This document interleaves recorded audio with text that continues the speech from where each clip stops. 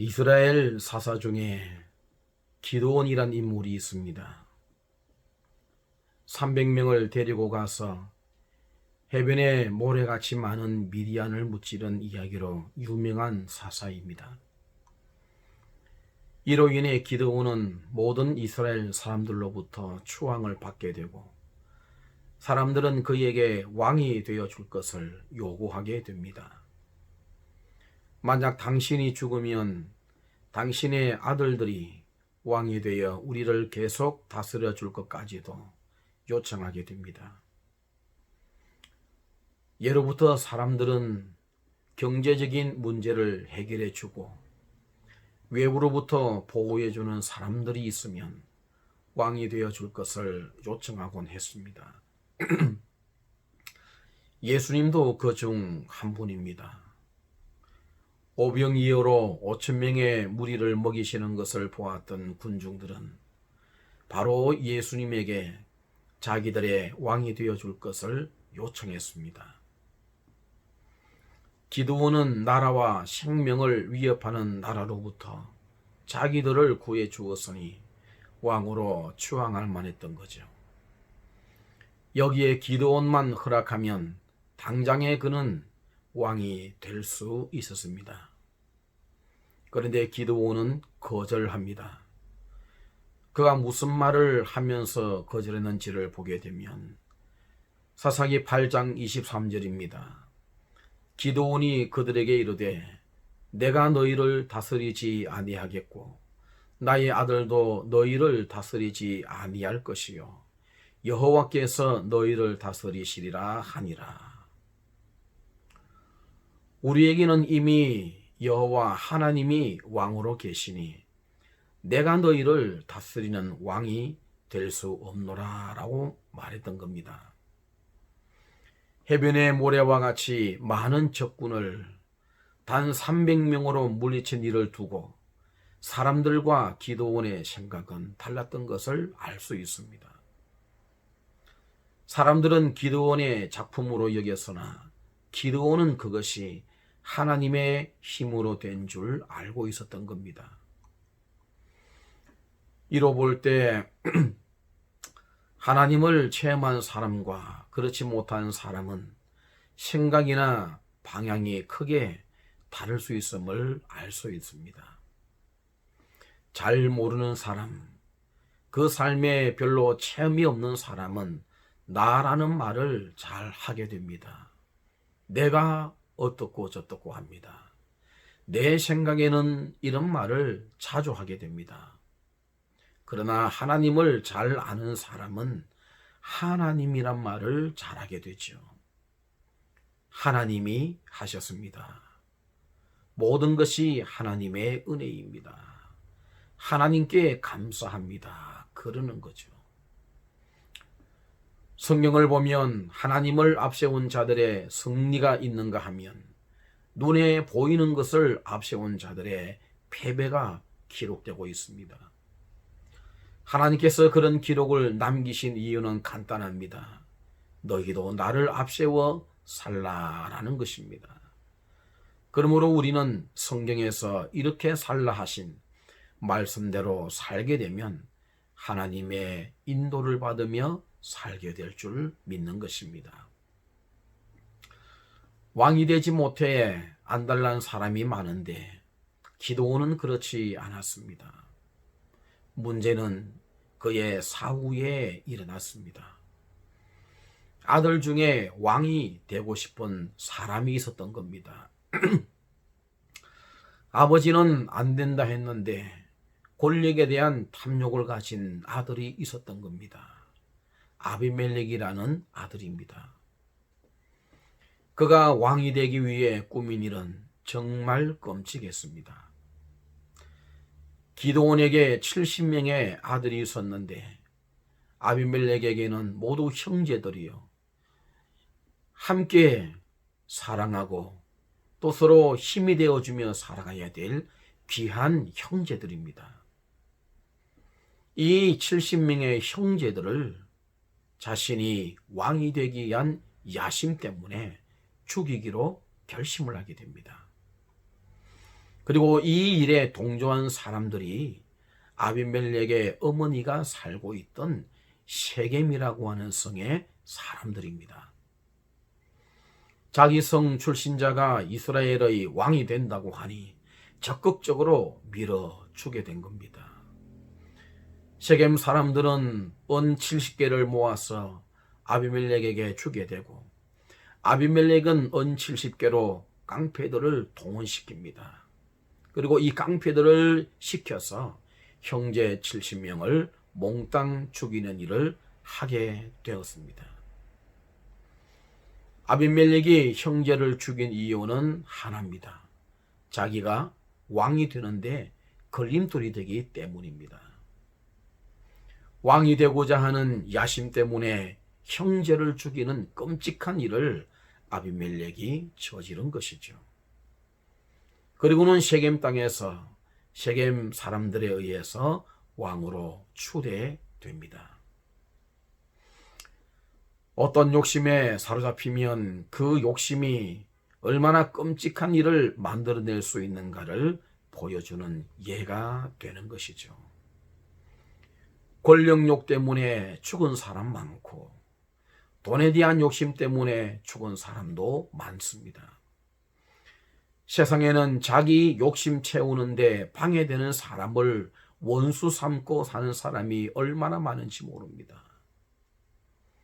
혹 여러분에겐 그렇게 원수로 여기며 사는 대상은 없는지 돌아볼 필요가 있습니다. 예수님은 삼가 탐심을 물리치라고 경고하셨고, 야고보는 욕심이 잉태한 즉 죄를 낳고 죄가 장성한 즉 사망을 낳느니라고 했습니다. 새겨듣는 교훈이 되기를 바랍니다. 70명이 죽임을 당하는 중에 막내 요담이 용케 살아남게 됩니다. 오늘 읽은 본문은 요담이 세겜 사람들에게 들려주는 이야기의 내용입니다. 앞서 있었던 끔찍한 일을 두고 나무들을 의인화시켜서 이야기 내용을 만든 것이죠. 왜 이 나무 이야기를 성경에 기록해 두었을까요? 왜 하나님은 요담이라고 하는 한 인물을 살게 하셔서 이 이야기를 하도록 하시는 것일까요? 아마 이렇게 물으시고 있는 듯합니다. 너희는 무엇하는 사람이냐? 너희는 무엇을 위해 살고 있느냐? 너희의 삶의 목표는 무엇이냐? 이런 것들을 묻고 계신 듯 하다는 것입니다. 전개되는 이야기의 내용을 통해서 과연 하나님께서 그러한 것들을 우리에게 묻고 계신지 한번 살펴보기를 원합니다. 본문에는 4종류의 나무가 등장합니다. 감람나무, 무화과나무, 포도나무, 가시나무. 이 나무들 있는 숲으로 우리 함께 잠시 여행을 가봅시다. 숲 속에 있는 나무들이 왕을 세우고 싶었습니다. 나무들은 가장 적임자가 감람나무라 여기고는 가서 왕이 되어달라고 요청합니다. 감람나무가 거절하죠. 이런 이유를 대면서 거절합니다. 본문 9절입니다. 감람나무가 그들에게 이르되 내게 있는 나의 기름은 하나님과 사람을 영화롭게 하나니 내가 어찌 그것을 버리고 가서 나무들 위에 우쭐대리요 한지라. 감람나무는 자신의 존재의 가치는 다스리는 데서 오는 것이 아니라 숨기고 자신을 주는 데서 오는 것임을 정확히 알고 있었던 겁니다. 그걸 버리면서까지 너희들 위해 군림하기는 싫다고 한 것이죠. 두 번째로 찾아간 나무는 무화과 나무였습니다. 무화과 나무에게 왕이 되어줄 것을 요청합니다. 무화과 나무 역시 거절합니다. 이렇게 말하면서 말이죠. 11절 읽습니다. 무화과 나무가 그들에게 이르되 나의 단 것과 나의 아름다운 열매를 내가 어찌 버리고 가서 나무들 위에 우쭐대리요 한지라. 무화과나무 역시 자신의 가치를 감람나무처럼 섬기고 자신을 주는 데서 찾았습니다.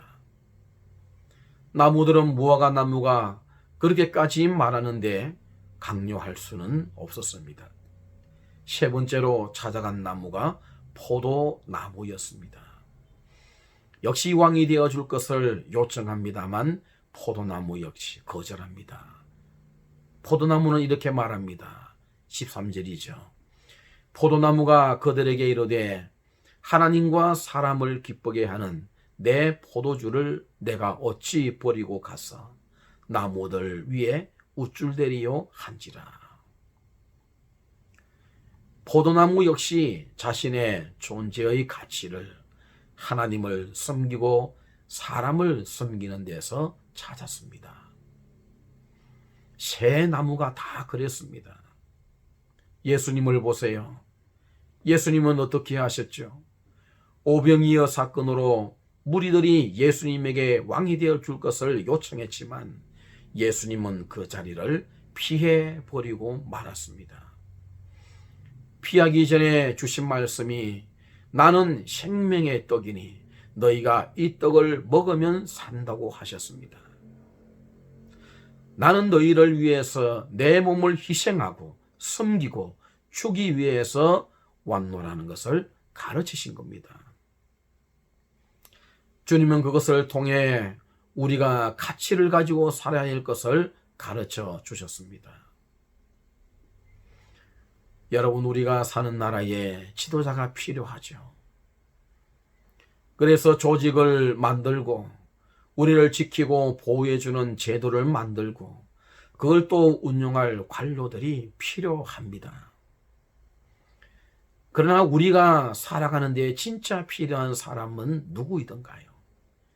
옆에서 사랑해주고 섬겨주고 나누어주고 도와주고 하는 사람들이 아니던가요? 그들과의 관계 속에서 사는 의미를 발견하고 함께 어울려 살아가면서 우리는 행복을 느끼는 것입니다. 마치 여기 등장한 새 나무처럼 여러분의 존재 목적을 다시 한번 점검해 볼 수 있기를 바랍니다. 그런데 보세요. 여기에 역행하는 나무가 하나 있었으니 네 번째 찾아간 가시나무였습니다. 가시나무는 저들의 요청이 너무 당연하다는 듯이 받으며 이렇게 말합니다. 15절이지요. 가시나무가 나무들에게 이르되 만일 너희가 참으로 내게 기름을 부어 너희 위에 왕으로 삼겠거든 와서 내 그늘에 피하라. 그리하지 아니하면 불이 가시나무에서 나와서 레바논의 백향목을 사를 것이니라 하였느니라. 나를 왕으로 삼고자 한다면 내 그늘로 오너라.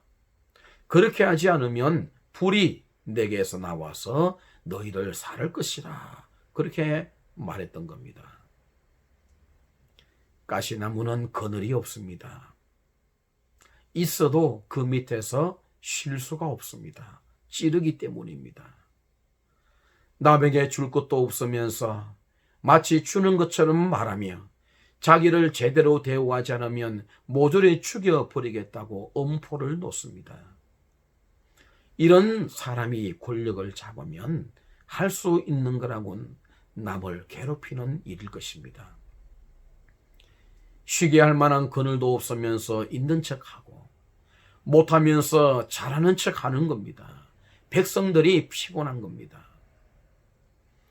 우리가 사는 세상이 이와 같습니다. 타인의 기쁨을 위해 사는 사람이 있고 자기 만족을 위해 사는 사람이 있습니다. 섬기는 것으로 자신의 존재를 알리는 사람이 있고 굴림해야 적성이 풀리는 사람이 있습니다. 내 것을 가지고 베풀며 사는 사람이 있는가 하면 타인의 것을 빼앗기 위해 수단과 방법을 가리지 않는 사람도 있는 것입니다. 우리가 섬기는 교회 안에도 잘 돌아볼 수 있기를 바랍니다. 우리 모두 가시나무는 되지 말았으면 합니다. 남을 찌르고 아프게 하고 상처를 주는 일들은 하지 말아야 할 것입니다. 대신에 사랑하고 섬기고 헌신하고 주고 나누고 도우는 관계로 서로 살아야 할 것입니다. 권력을 얻으려고 형제들까지 죽여버린 아비멜렉과 같은 사람, 그리고 거기에 동조하며 박수치며 돈까지 대준 세겜 사람들, 그런 사람들이 높은 자리에 앉지 않았으면 좋겠다는 말씀을 드립니다. 결과를 알고 싶으십니까? 서로 손잡았던 아비멜렉과 세겜 사람들이 결국 서로 싸우게 되고, 세겜 사람들은 아비멜렉에게 의해서 많은 사람이 죽임을 당하게 되고, 아비멜렉은 세겜 사람들의 손에 죽고 맙니다. 누가 개입하셨을 것 같습니까? 하나님이십니다. 하나님께서 아비멜렉과 세겜 사람들 사이에 악한 영을 보내셔서 서로 죽이게 만드신 겁니다. 결국 둘 다 망한 사건이 되고 말았던 겁니다. 우리 모두는 이 하나님을 두려워할 수 있어야 됩니다. 나라도 그렇고 지도자들도 그렇습니다. 하나님의 심기를 건드리지 말아야 됩니다. 좋은 것이 돌아오는 법이 없기 때문입니다. 오늘 우리는 이 비유의 말씀을 통해서 우리의 삶을 점검해 보았으면 좋겠습니다. 우리의 존재 목적을 다시 한번 점검하자는 겁니다.